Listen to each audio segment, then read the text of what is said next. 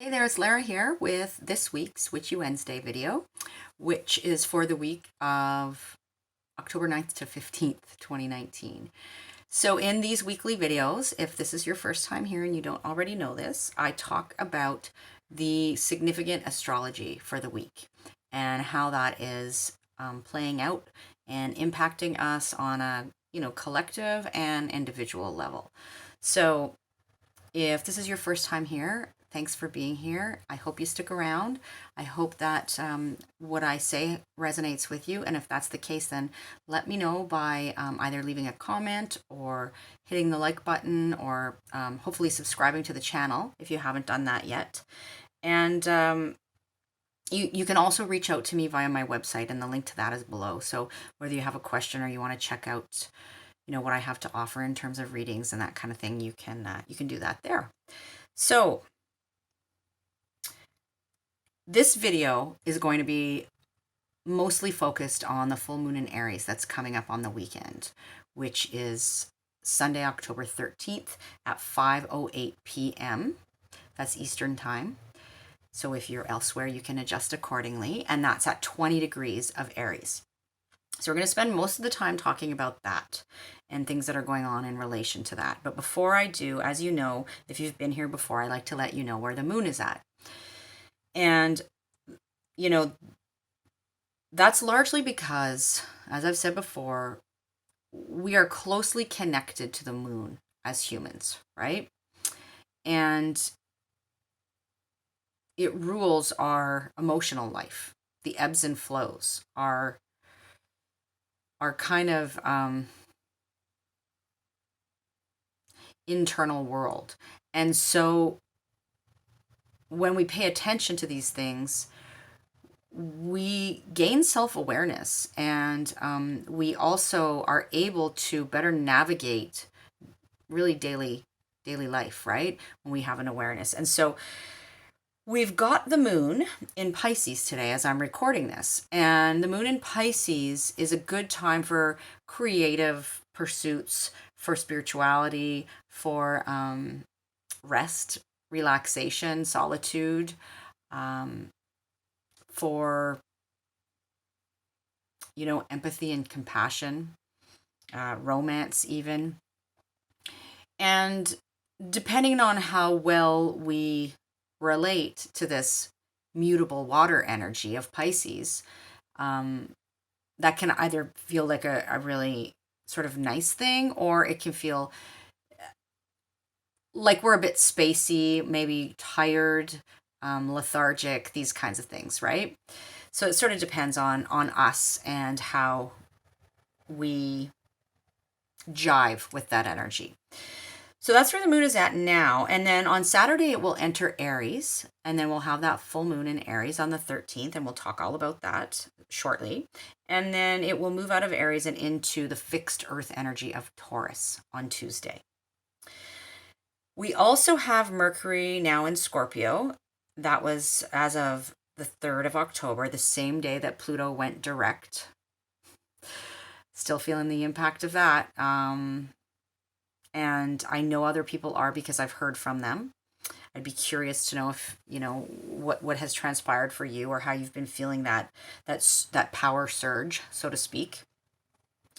And then we also had Mars enter Libra on the 4th of October, moving out of Virgo. And yesterday, the 8th, we have Venus joining Mercury in Scorpio. So in last week's video, I mentioned to you that there's this, building of the Scorpio energy over the course of the month, which began with Pluto, the ruler of Scorpio, moving direct, and then Mercury in Scorpio.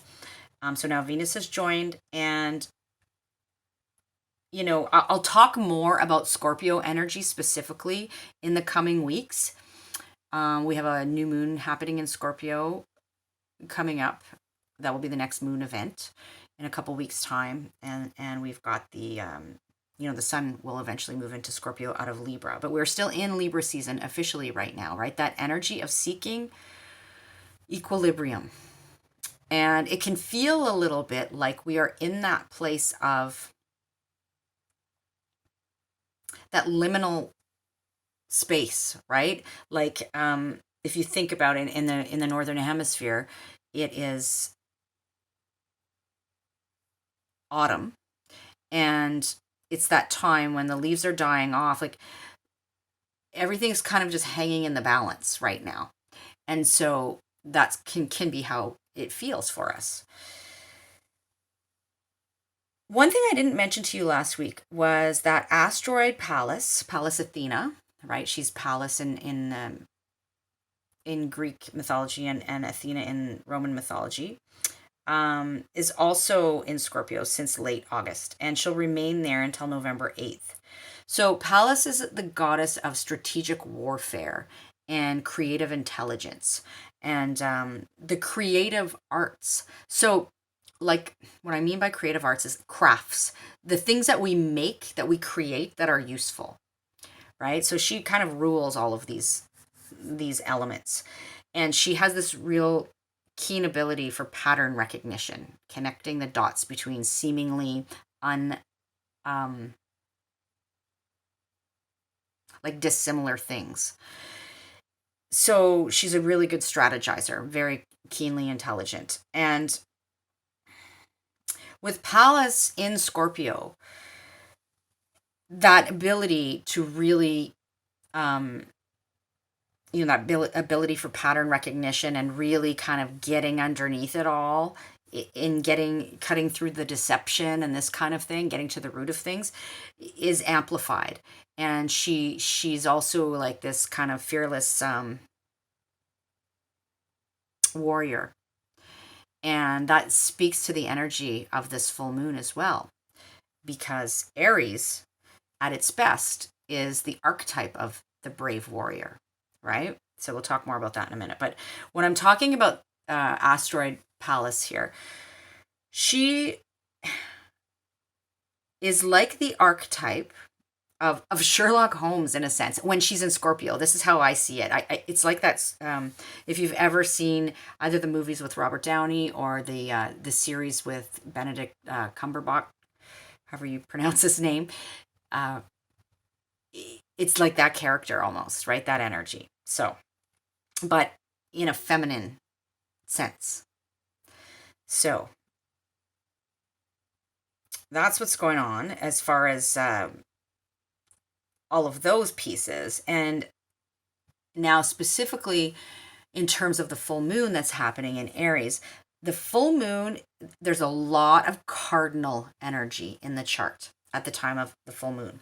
So the cardinal signs, right, are those signs that initiate the four seasons: Aries, Cancer, Libra, Capricorn.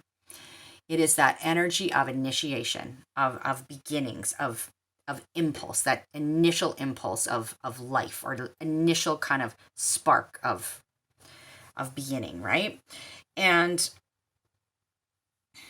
so we've got a lot of that energy in the chart. And it's interesting because full moons are generally times of, sometimes times of endings, but culmination of something reaching a fruition, something being illuminated. Because the sun and the moon are across the sky from each other, and the moon is reflecting fully the light of the sun, right? So something's being illuminated. So sometimes we reach a crisis point around the time of a full moon, and because we're not on the right track, or we're not on the path, and so the path forward is illuminated for us at the time of a full moon. That's one way to look at it. And the key is in not getting overwhelmed, because full moons can bring up our emotions in a big, big way, right? Our emotions are like the rising tides. The moon rules the tides, and they can just bubble to the surface and then overflow at the time of a full moon. If that's sort of done in a kind of controlled, intentional way, you watch a sad movie and have a good cry, then that's great. But if it's done unconsciously, then we can cause ourselves more problems in the long run, and we are not proactively and creatively responding to whatever the crisis point is, if that's in fact what happens. It can be something coming to fruition or culmination after we've been doing the work on the path, right? We've kind of like been working towards our intentions, and then things start to manifest. So that can be what goes on at the time of a full moon as well. And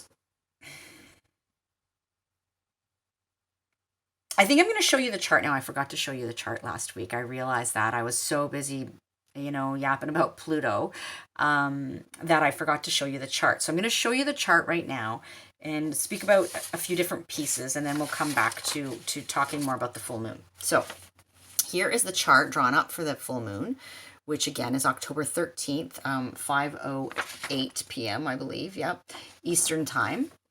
And so here we have the sun in Libra at 20 degrees, right? The sun, the divine masculine, the public kind of persona, right?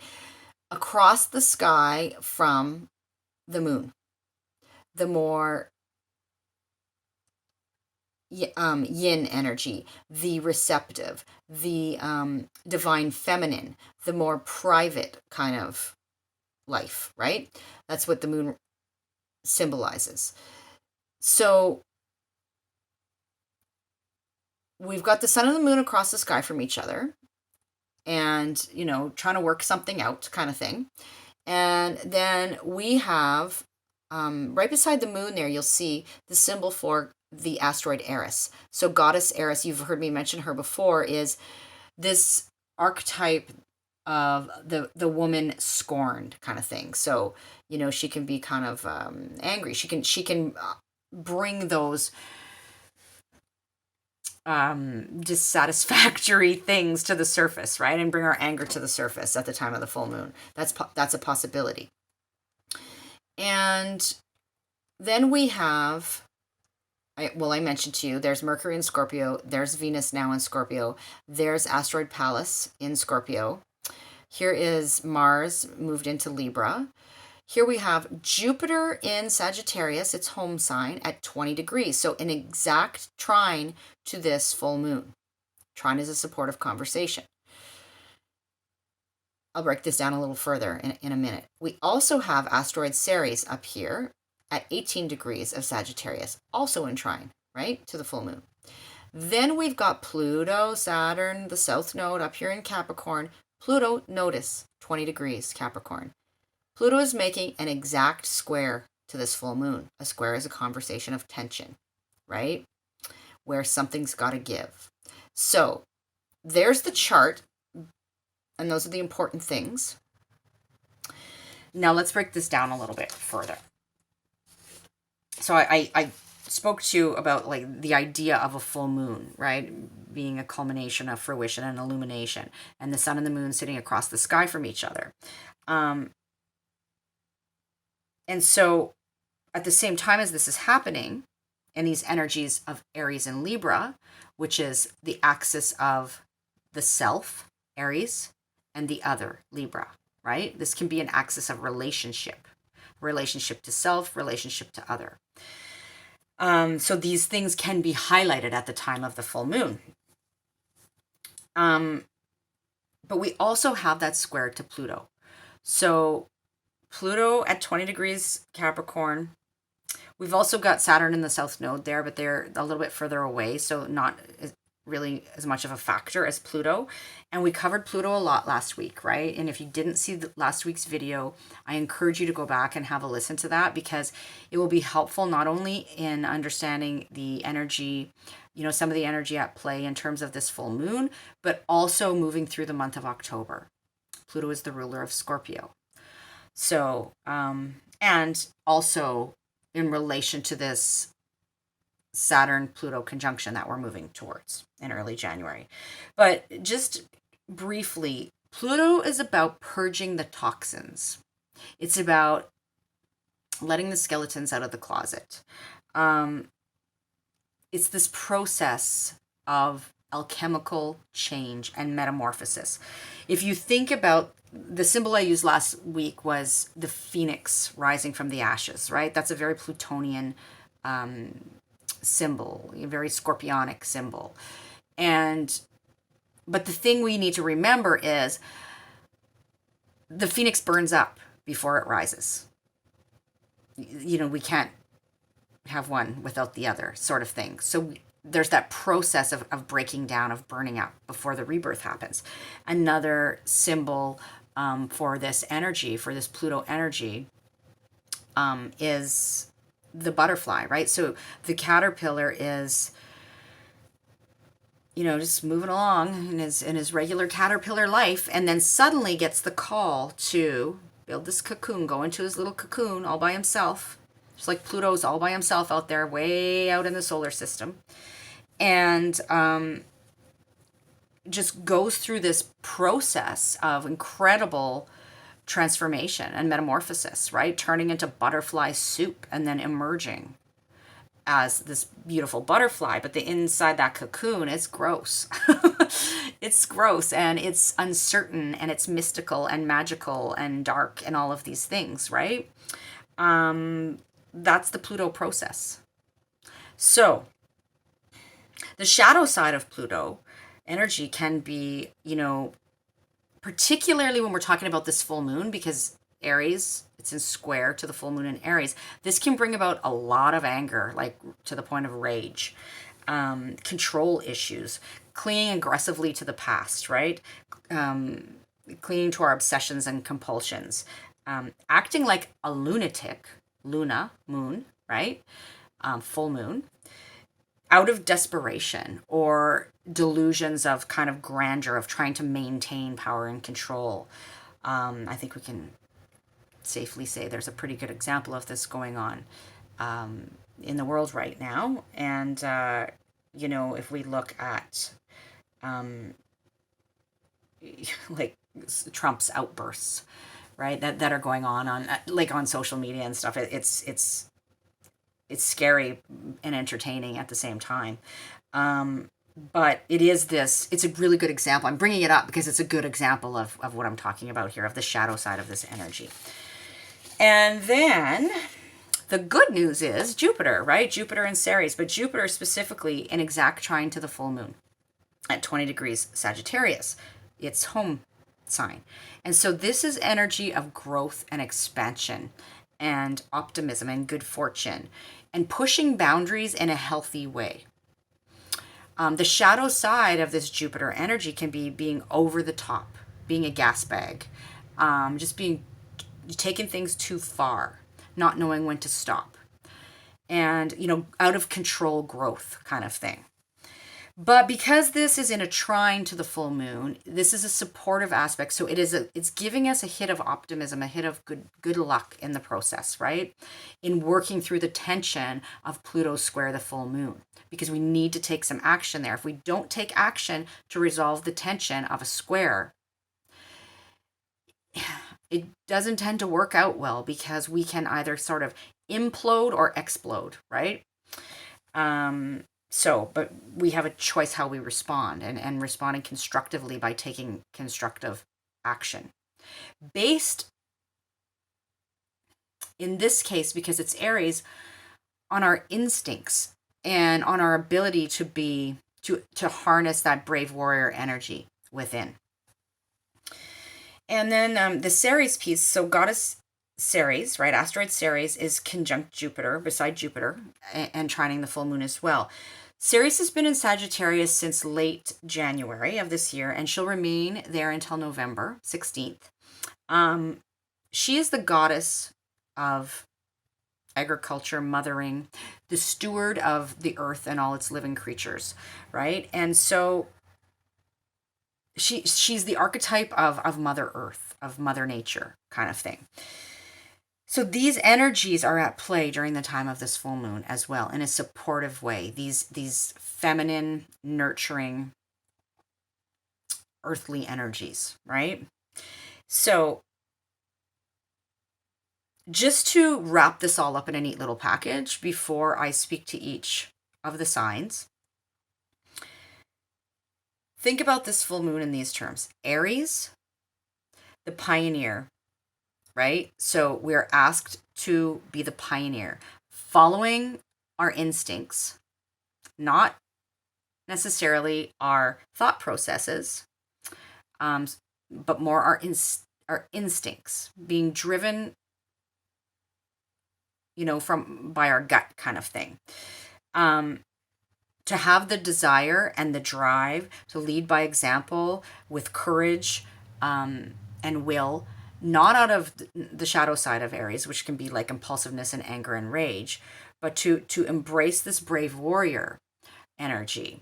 And if we take action, Aries, on our instincts, Aries, and we face our fears rather than fighting them or resisting them, Pluto. In other words, if we embrace the process of metamorphosis rather than trying to resist it, we have the luck of Jupiter on our side. And if we do all this in reverence to Mother Earth, right? Connection to the feminine, to that receptive, nurturing, fertile energy, which is Ceres, that is optimal for the outcome.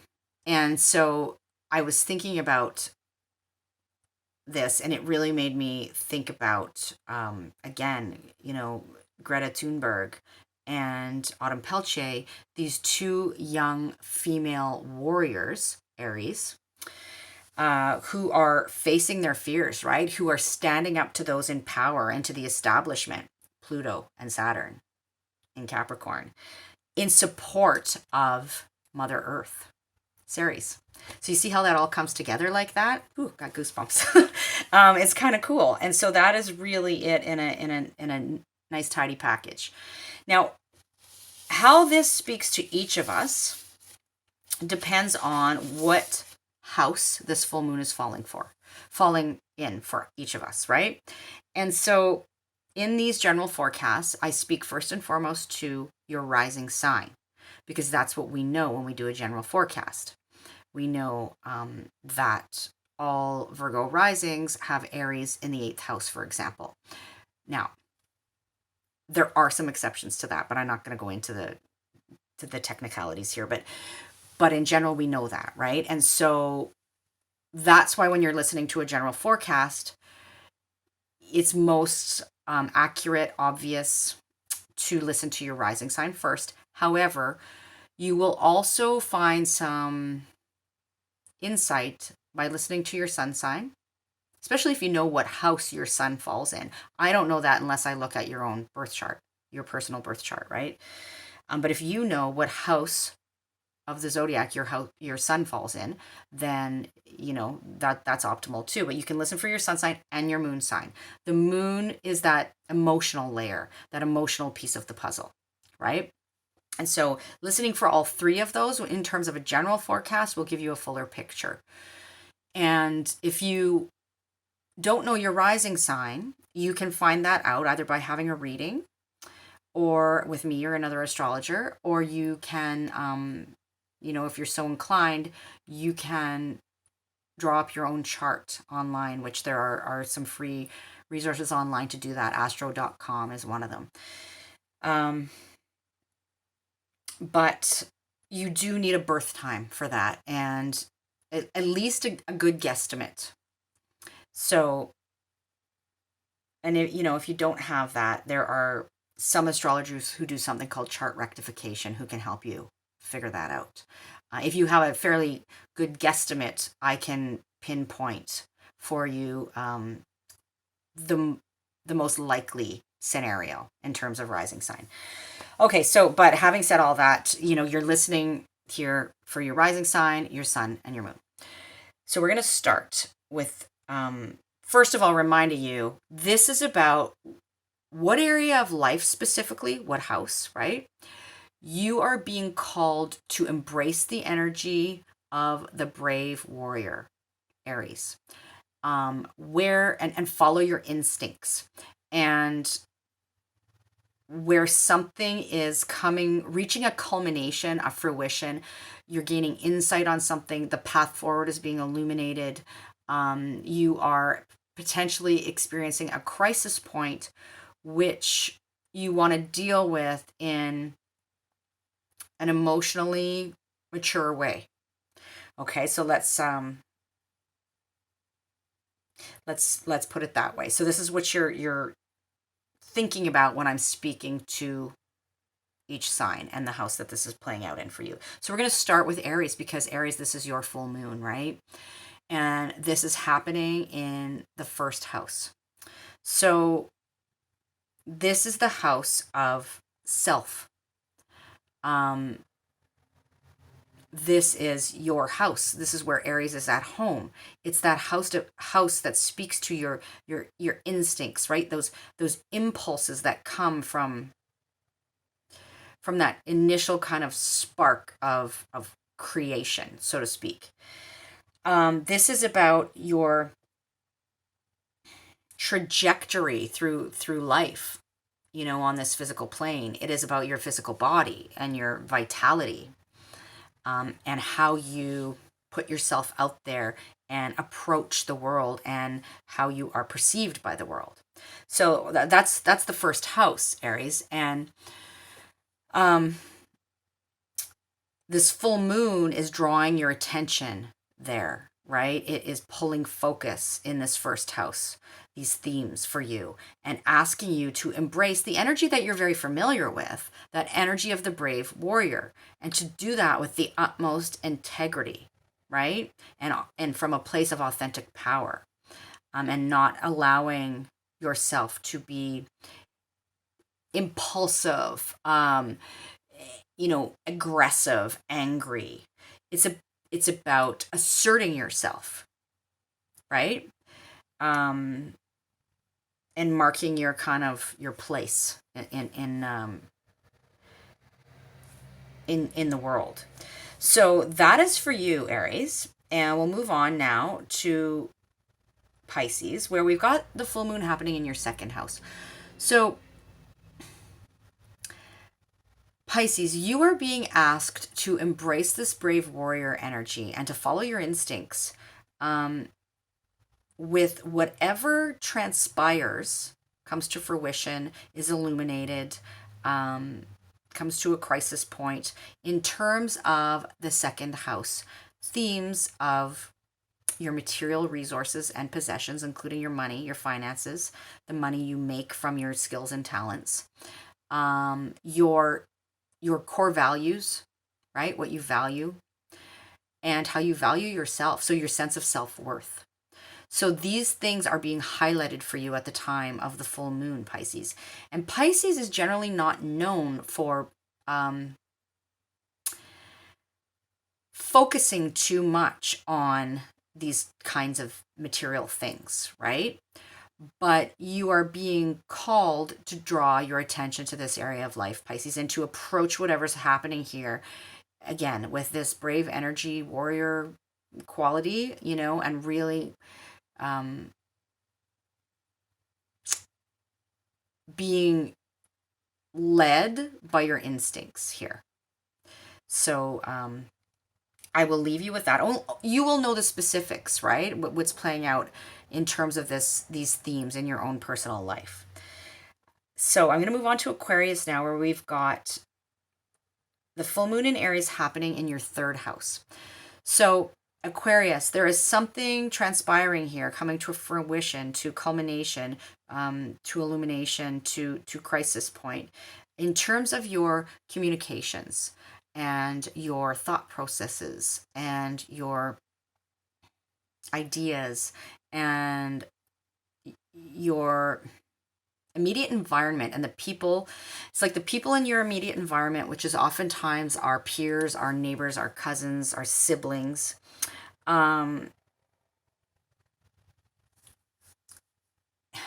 It can have, third house can speak to sort of like early learning environments as well. And, you know, elementary school, that kind of thing. And these short kind of commutes that we take back and forth, because it's this energy of, you know, it's home to Gemini, right? This kind of back and forth, exchanges of information, messages back and forth, short distance trips, people in close proximity to us. You see what the common theme here. So whatever is drawn to your attention at the time of this full moon, again, you're being asked to approach that, you know, not allowing your emotions to get the best of you, which Aquarius doesn't generally let their emotions get the best of them anyway, but but to approach this from an instinctual rather than an intellectual approach, and really with that energy of the brave warrior. So that's for you, Aquarius. We're moving on to Capricorn now, where we've got the full moon happening in your 4th house. So Capricorn, something is coming to pass, coming to illumination point, reaching fruition, potentially coming to a crisis point in the 4th house of home, family, place of living, real estate, your ancestry,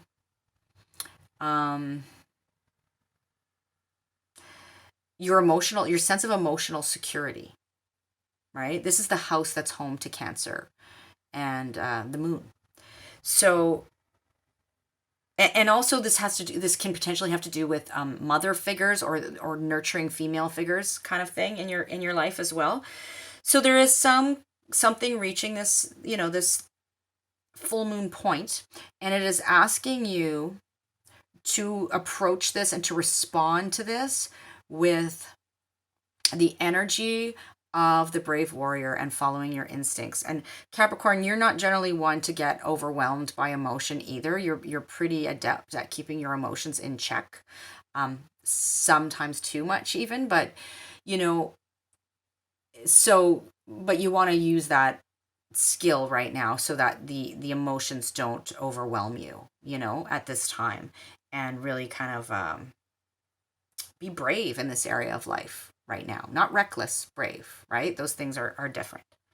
There may be just a lot of action on the home front for you too, Capricorn, over this full moon period. It is Thanksgiving weekend here in Canada. So, there can be a lot of getting together with family in that, and there may be a lot of family around and a lot of family stuff going on for you. A lot of action there. So that's for you, Capricorn. Moving on to Sagittarius, where we've got the full moon happening in your 5th house. So Sag, the 5th house is about your individual creative self-expression, the things that you create.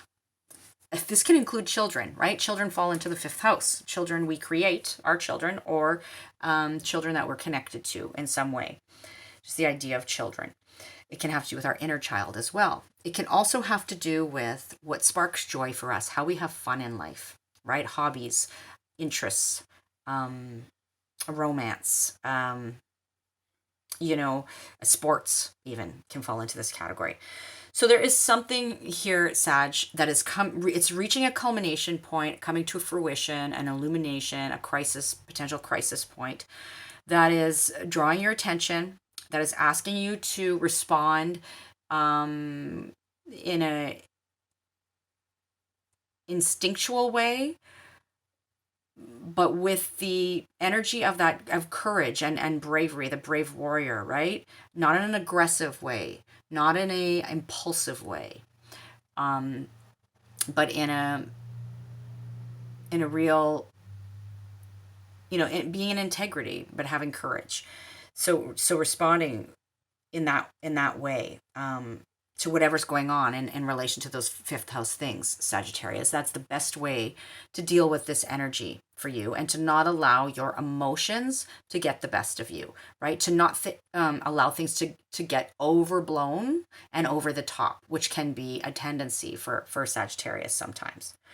So that's for you, Sag. And we're moving on to Scorpio now, where we have the full moon happening in your 6th house.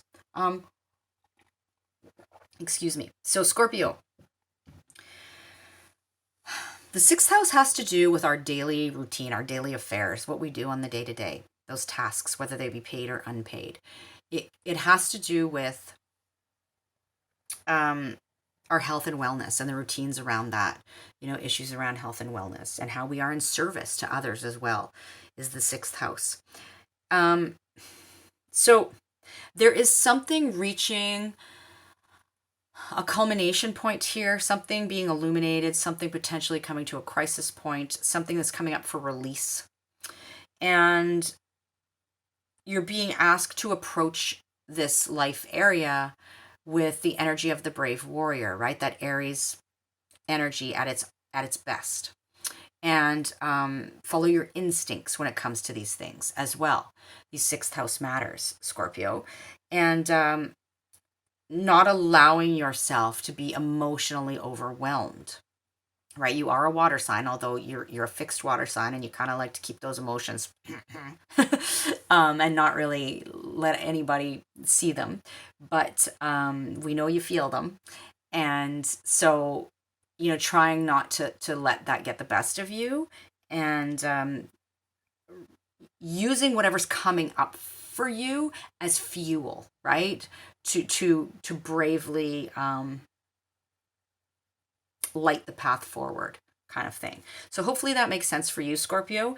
And also the day-to-day, it could be just like there's a lot of action going on the day-to-day, a lot of stuff happening on the daily routine, right? That can be going on for you too. So try to manage that as best you can and not get overwhelmed by it.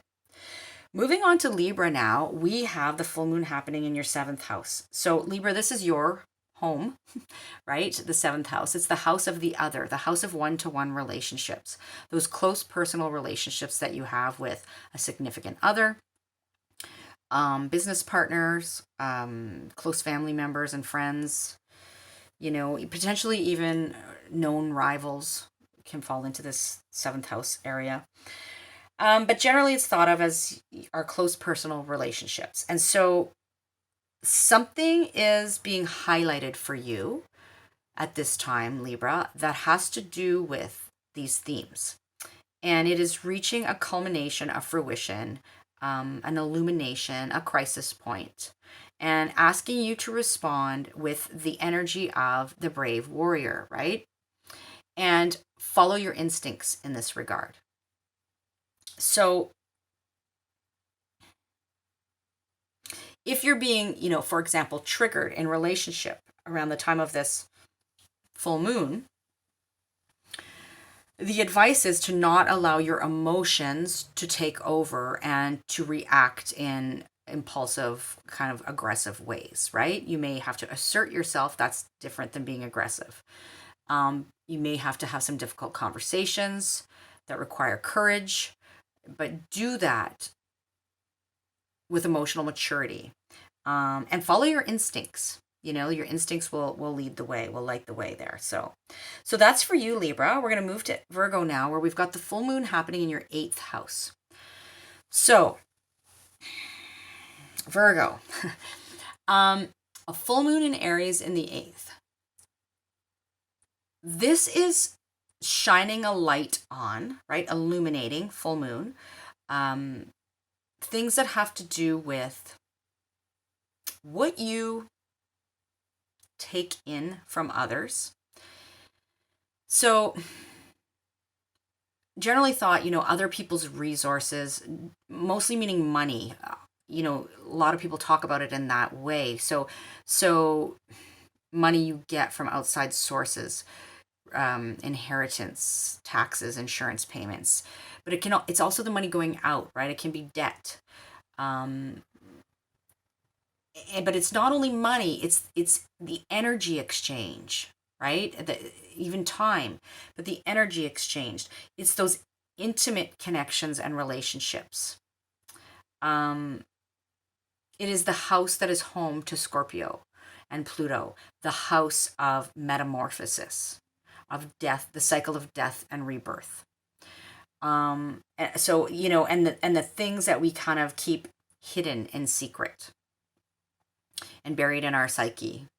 And so this full moon for you, Virgo, can bring any of these things to light, right? That need to be addressed, that need to be dealt with. Or perhaps there's been a lot of hard work going on in this area, and you're reaping the rewards now. It's coming to a fruition, to a culmination. That's possible as well. Or things could reach a crisis point and you are being asked to respond with the energy of the brave warrior, right? And follow your instincts and not let your emotions take over, but to allow the light of the full moon to illuminate the path forward for you in relation to these 8th house things. So that's for you, Virgo. Moving on to Leo now. We've got the full moon happening in your 9th house, Leo. So you've got some kind of reaching full capacity, right? The full moon. in terms of the ninth house. So a coming to fruition, a culmination, a point of illumination, something coming up for release, potentially a crisis, point happening in relation to your philosophy, your belief system, your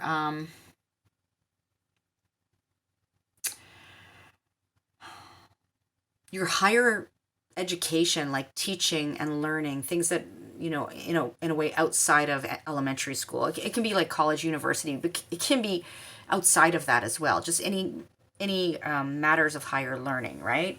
Or teaching and learning. So it can also have to do with travel, usually of the long distance variety, and our connection to people that are foreign to us, foreign cultures, this kind of thing, right?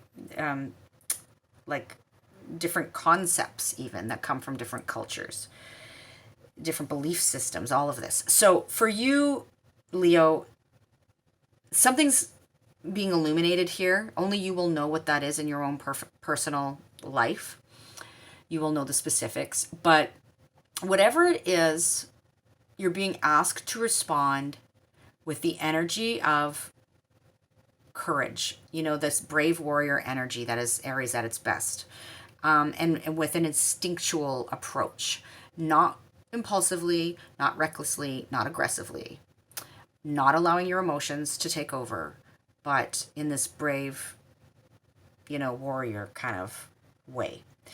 So that's for you, Leo. Moving on to Cancer now, where we have the full moon happening in your 10th house, a very public house, Cancer, which is having to do with your public reputation, your public persona, your worldly ambitions, your status, your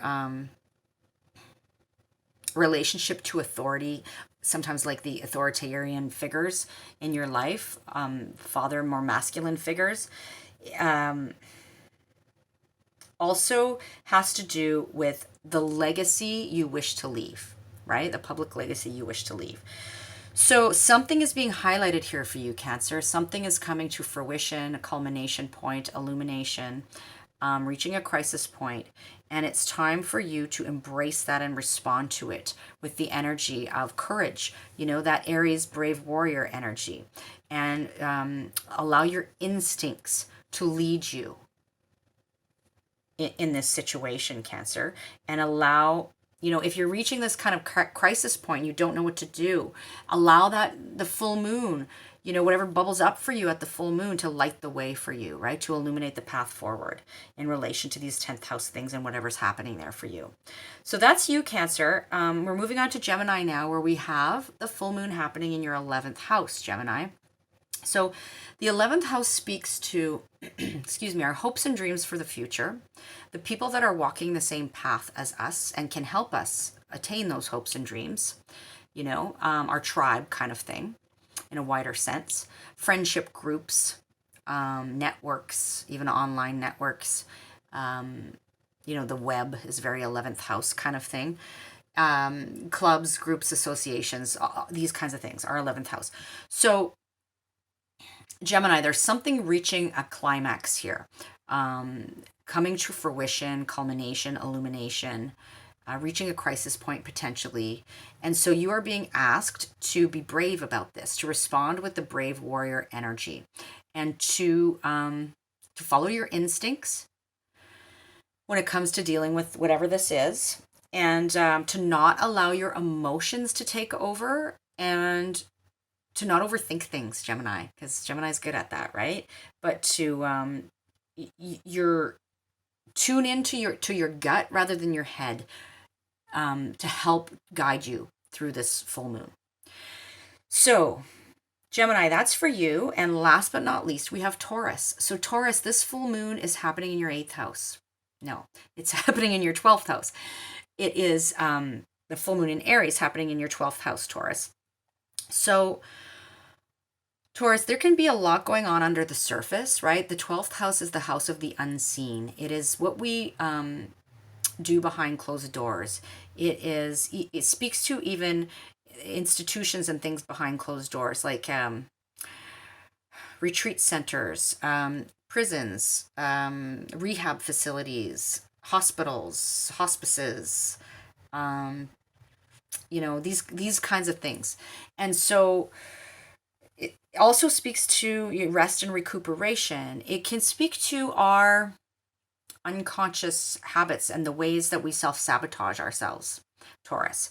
And so whatever is coming up for you at the time of this full moon, whatever's coming to fruition, whatever's being illuminated for you now, you are being asked to respond to it with the energy of the brave warrior, and to follow your instincts here, and to not allow your emotions to take over, but to allow them to guide you, right? In a healthy way, and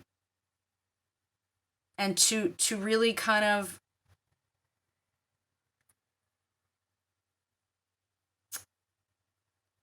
be brave. If you're dealing, I'm going to give you an example. If you're dealing with some kind of self-sabotaging behavior that comes to the surface around this time, reaches a kind of crisis point, you're being, be brave in your approach to that. Not reckless, not impulsive, not aggressive, courageous. So that's just one example, though. But something to kind of to contemplate for you, Taurus. So I think I'll leave that there. That is all 12 signs. And I really am wishing you full moon blessings. Happy Thanksgiving if you're in Canada here, and if you're celebrating your harvest season and getting together with loved ones and that kind of thing, then I hope you enjoy that. And I will be back to speak to you next week. Okay, take good care. Bye-bye.